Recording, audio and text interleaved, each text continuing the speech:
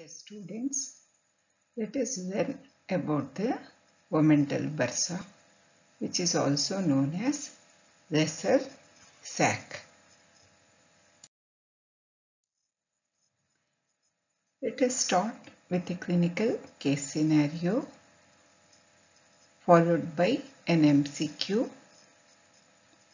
A 40-year-old man with a history of heartburn suddenly experiences excruciating pain in the epigastric region of the abdomen. Surgery was performed immediately upon admission to the emergency room. There is evidence of a ruptured ulcer in the posterior wall of the stomach. Where will a surgeon first find the stomach contents? Among the following options. Then describe the anatomy of that part. So what are all the four options, among which you have to identify one and describe the anatomy of that part? One is the Morrison's pouch. The second one is the cul-de-sac of Douglas.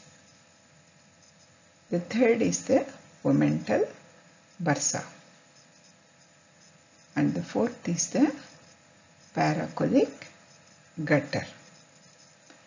The right answer is Omental Bursa, and which you will understand after the discussion on the topic of Omental Bursa.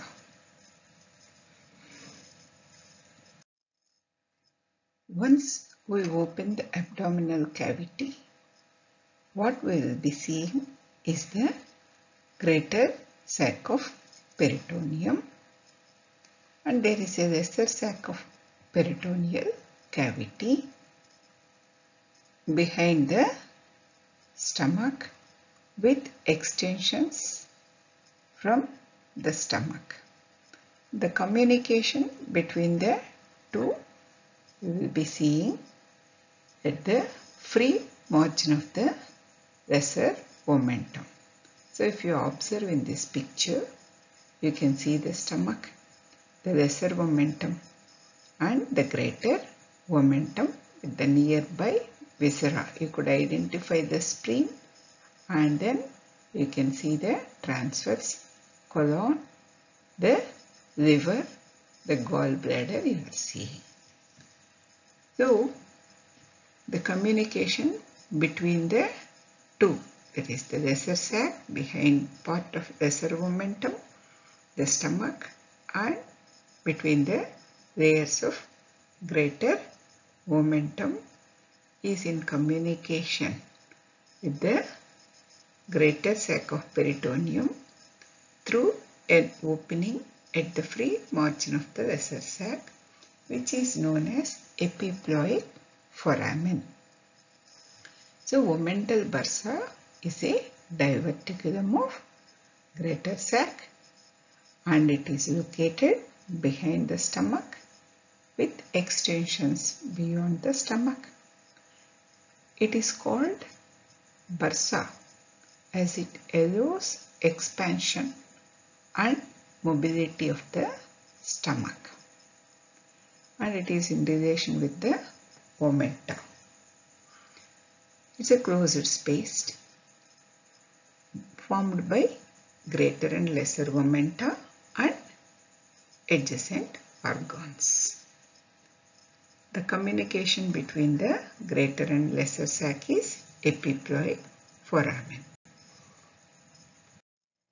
The shape of lesser sac can be compared to that of a hot water bag, but with its mouth open towards the right side. So the hot water bag has got two surfaces, the anterior and posterior surfaces, and then the four borders, the superior border, the inferior border, the right border and the left border. And the parts of lesser sac or omental bursa or the vestibule, this is the part through which the entry to the lesser sac, which can be compared to the mouth of the hot water bag. This is the epiploic foramen and this is the passage for entry into the lesser sac, which is known as the vestibule, and this is the body of the lesser sac, and it will have extensions known as the recesses. There are three recesses, that is the superior, the inferior and a splenic recess towards the left. So it has got 5 parts. They are the vestibule, body and the 3 recesses, that is superior, inferior and splenic. Now let us learn about the parts of the lesser sac. This is the epiploic foramen and to the left of it is the vestibule, which is the entry into the lesser sac, and then there is a constricted area to the entry into the lesser sac. They are the right and left gastropancreatic folds. The right gastropancreatic fold is due to the common hepatic artery which raises a fold of peritoneum, and the left gastropancreatic fold is due to the left gastric artery. Then the body is of the lesser sac, which you will be seeing behind the lesser omentum and stomach. Coming to the 3 recesses, there is a superior recess which extends behind the caudate lobe of liver. The inferior recess, it extends between the folds of greater omentum, that is between the second and third layers of greater omentum. If you recollect the 4 layers of greater omentum, you can understand the location of the lesser sac between the second and third layers.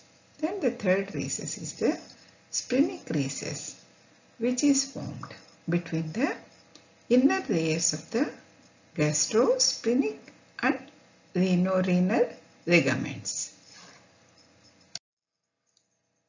Now let us learn about the boundaries of the lesser sac. It has got 2 walls and 4 borders.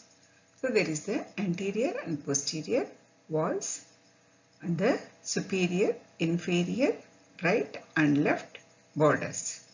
In this picture of sagittal section of the abdominopelvic cavity, you can see the lesser sac here and this is the greater sac. Then the arrow indicates the communication between the 2, that is the epiploic foramen. And you can see the lesser omentum, the 2 layers of which extending from the hilum of the liver or porta hepatis of the liver and extending down the anterior layer and the posterior layer. The anterior layer passing on to the anterosuperior surface of the stomach, and it also covers the proximal 1 inch of the first part of duodenum.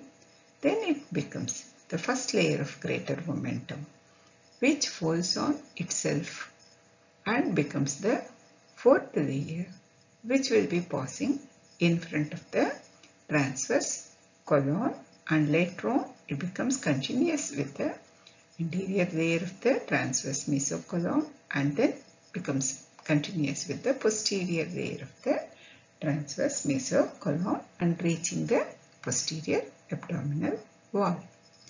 Whereas the posterior layer of lesser omentum covers the inferior surface of the stomach, and it becomes the second layer of greater omentum, which folds on itself and continues as the third layer of greater omentum and passes on to the posterior abdominal wall, and then it becomes continuous with the lesser omentum at the porta hepatis of the liver.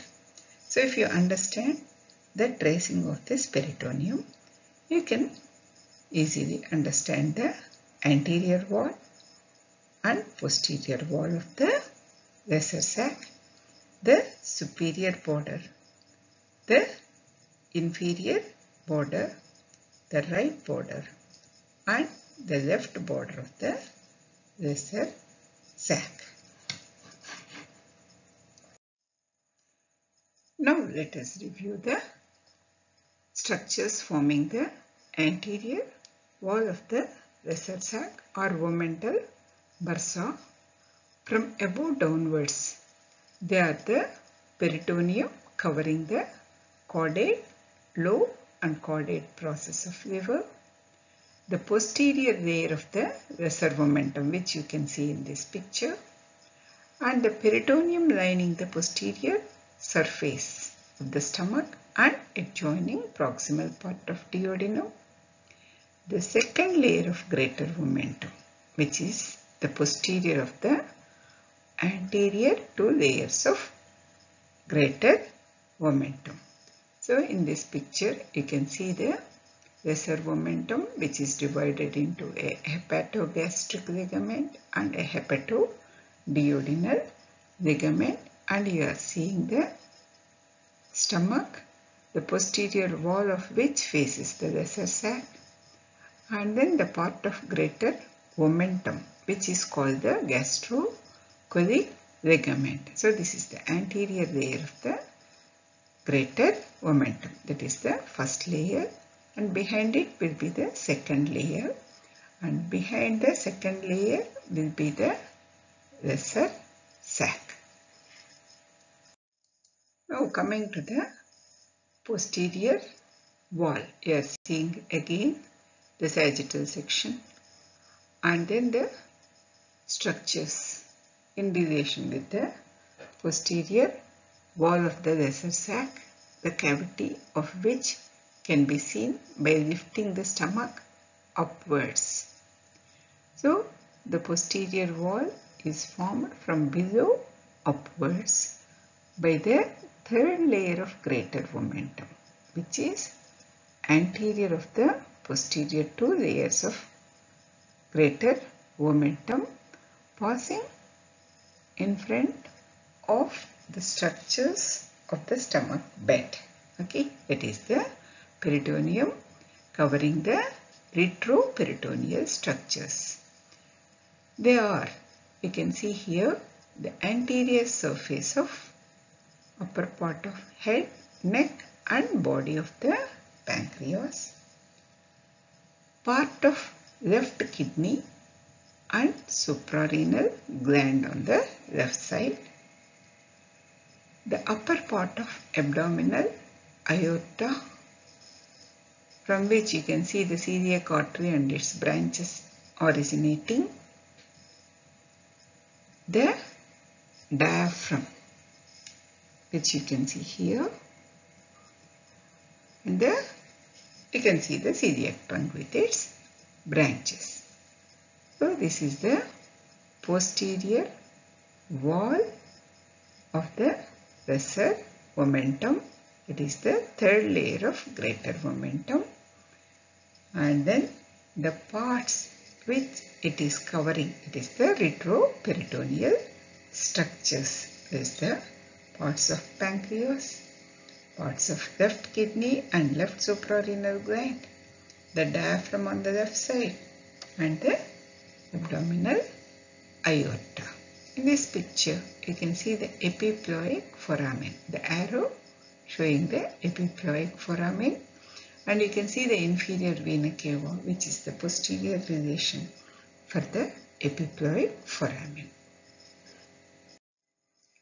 After learning about the anterior and posterior walls of the lesser sac, let us learn about the four borders of the lesser sac.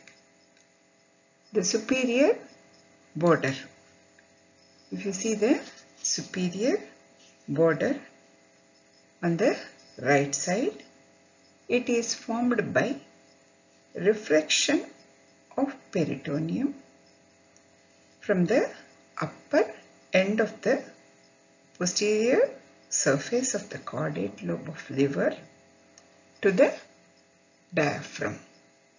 So, which you can see here from the caudate lobe of liver to the diaphragm. And then to the left of caudate lobe is the reflection of peritoneum from the back of upper part of fundus of stomach. This is the stomach. Okay, from the fundus of the stomach to the diaphragm. So that peritoneal fold is called the gastrophrenic ligament. So on the right side, it is the reflection of peritoneum from the caudate lobe of liver to the diaphragm. And to the left of caudate lobe, it is the reflection of peritoneum from the fundus of stomach to the diaphragm, which is known as the gastrophrenic ligament. Then coming to the inferior border, it is the line of reflection of anterior two layers of greater omentum as the posterior two layers of greater omentum. Hope you have understood about the superior border and inferior border of the lesser sac or Omental Bursa. Coming to the left border of the lesser sac or Omental Bursa, and it is formed to a greater extent similar to the lower border, that is by continuity of anterior two layers of the greater omentum with that of the posterior two layers. And if you see in this picture, you can understand the left border below the transverse colon, it corresponds to the left free margin of the greater omentum. And between the transverse colon and cardiac end of stomach, it is formed by the inner layers of the gastrosplenic and renal ligament. And then above the cardiac end of stomach, it is formed by gastrophrenic ligament. In the transverse section, at the level of epiploic foramen, if you observe, you can see the cavity of the lesser sac and then the free margin of lesser omentum containing the portal vein, hepatic artery and bile duct. And you can see the peritoneum covering the anterior and posterior surfaces of the stomach. And the part of greater omentum extending from the stomach to the spleen is known as the gastrosplenic ligament. It has got two layers, an inner layer contributing to the wall of the lesser sac and an outer layer which extends and encloses the spleen and continues as the outer layer of the renal ligament. Whereas the inner layer of the gastrosplenic ligament continues as the inner layer of the renal ligament, which is facing the lesser sac. So once they reach the kidney, the renal ligaments, they become continuous with the peritoneum of the anterolateral wall, it is the outer layer of the renal ligament, whereas the inner layer of the renal ligament passes over the posterior abdominal wall structures. That's what you have seen in this picture. So, the left border is formed below the transverse colon. It corresponds to left free margin of greater omentum between transverse colon and cardiac notch of stomach. It is formed by inner layers of the gastrosplenic and rhinorenal ligaments, and above the cardiac end of stomach it is formed by the gastrophrenic ligament. The formation of right border for the lesser sac can be divided into several parts. One is below the transverse colon. This is the transverse colon. So the right border is formed by the continuity of anterior two layers with the posterior two layers of greater omentum. Between the transverse colon and first part of duodenum, there is a reflection of peritoneum from the neck of pancreas to the posterior surface of first part of duodenum. Then between the duodenum and liver, it is deficient because it is having the epiploic foramen at this level. Then above the epiploic foramen, it is the reflection from the diaphragm to the right margin of the caudate lobe. So, the lower part of right border below the transverse colon is formed by the continuity of anterior two layers with the posterior two layers of the greater omentum. At the upper end of greater omentum, its anterior two layers, they are passing on to the anterior and posterior aspects of the stomach and proximal part of first part of duodenum. The peritoneum and the posterior aspect of the duodenum will get reflected onto the neck of pancreas. That forms the right margin of lesser sac at this level. Above the duodenum, there is a gap in the right border of lesser sac because of the presence of epiploic foramen. And above the epiploic foramen, the caudate lobe is projecting into the lesser sac from its right side. Here, right margin of lesser sac is formed by reflection of peritoneum from diaphragm to right margin of the caudate lobe. That's about the borders of the lesser sac. Now let us see the interior of the lesser sac. So it has got 5 parts which we have learnt, and they are the vestibule, body and the 3 recesses. We have learnt about the body of the lesser sac, its 2 surfaces and 4 borders.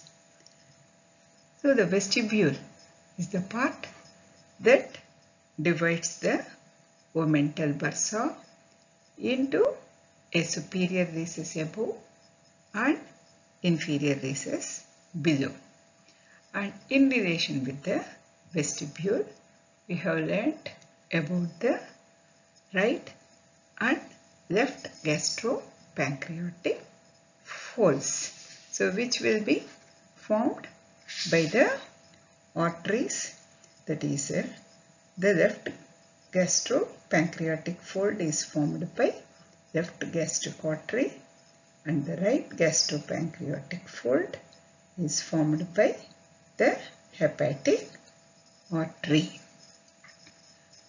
The recesses that are seen in relation with the lesser sac or the superior recess behind the caudate lobe, and then the inferior recess will be between the folds of the greater omentum, and the splenic recess, which you can see in this picture, is between the gastrosplenic and lienorenal ligaments.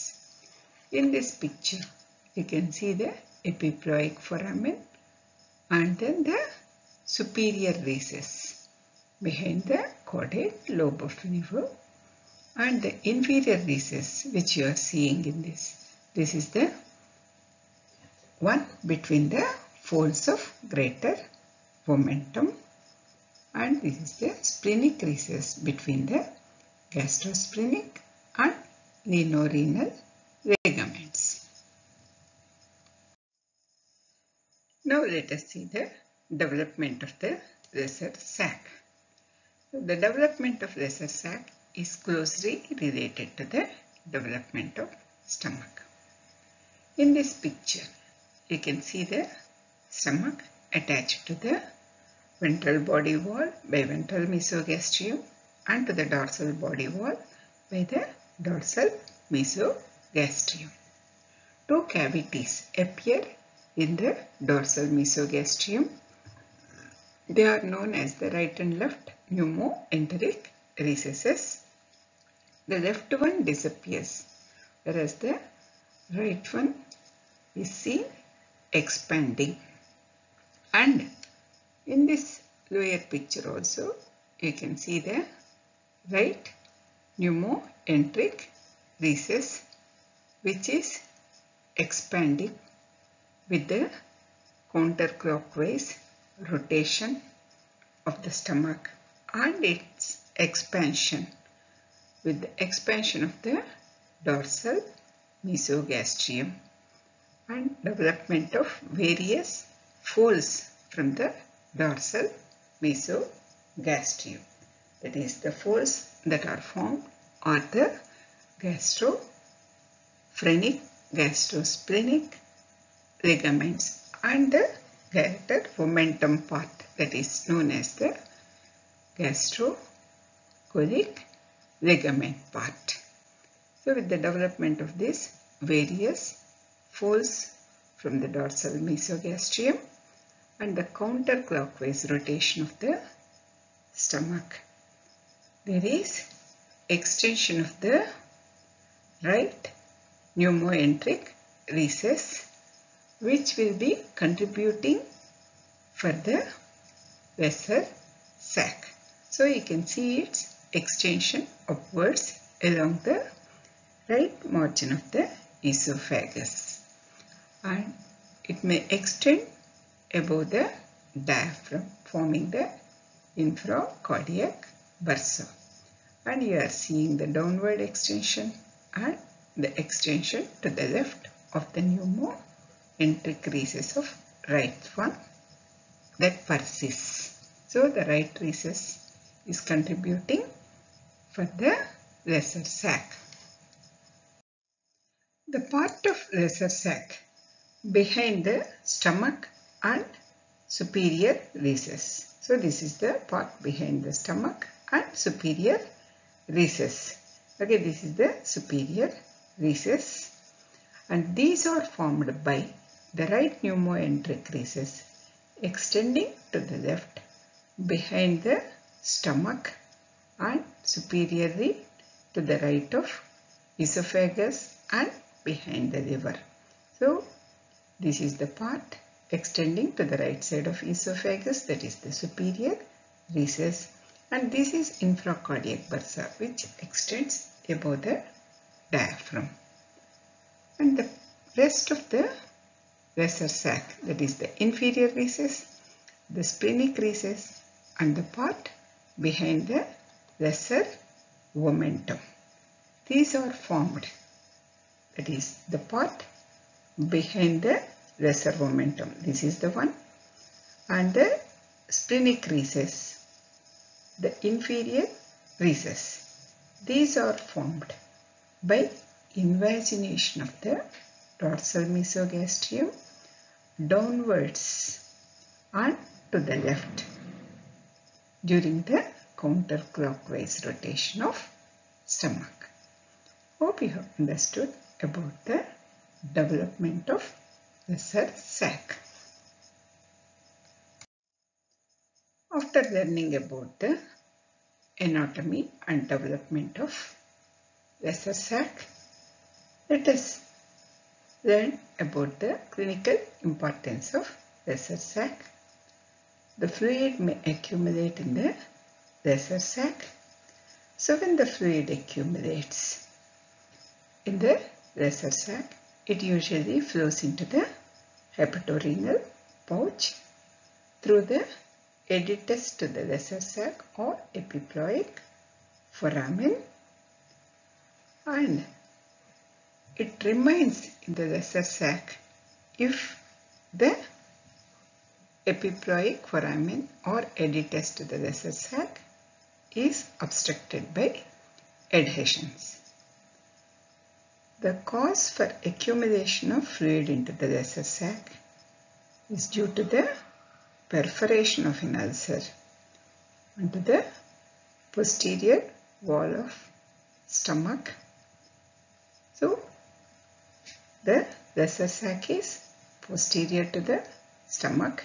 So, if there is an ulcer on the posterior wall of stomach, it will perforate into the lesser sac, and from there only it will reach the hepatorenal pouch. So, the answer for the clinical question with which we have started this discussion is the lesser omentum, because the posterior wall of stomach ulceration has resulted into the passage of contents into the lesser sac. Then the accumulation of fluid in the lesser sac is a frequent complication of inflammation of pancreas, that is known as the pancreatitis. So its complication can lead to collection of fluid in the lesser sac, and it is known as pseudopancreatic cyst. Then the herniation of loop of intestine can take place into the lesser sac through the epiploic foramen. But the complication arising from this herniation is it can get strangulated. In such cases, the hernia has to be reduced through an approach along the posterior wall of lesser sac. So, along the line of cleavage. So, the plane of cleavage is between the transverse mesocolon and greater omentum, along which the surgeon can enter into the lesser sac and reduce the hernia by pushing it, by inserting his fingers into the epiploic foramen. So, the reduction is by pushing the herniated bowel into the greater sac. To sum up, we have learnt about the lesser sac under the following headings: the definition, the location, the shape, the 5 parts, the 6 boundaries, that is 2 walls and 4 borders, the development of lesser sac and clinical importance.